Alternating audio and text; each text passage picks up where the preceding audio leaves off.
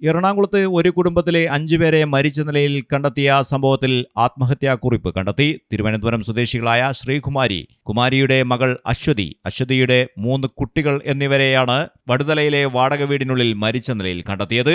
അശ്വതിയുടെ ഭർത്താവിന്റെ ആത്മഹത്യയുടെ പേരിൽ ബന്ധുക്കൾ കുറ്റപ്പെടുത്തിയതിലുള്ള മാനസിക വിഷമമാണ് മരണകാരണമെന്നാണ് ആത്മഹത്യാക്കുറിപ്പിലുള്ളത്.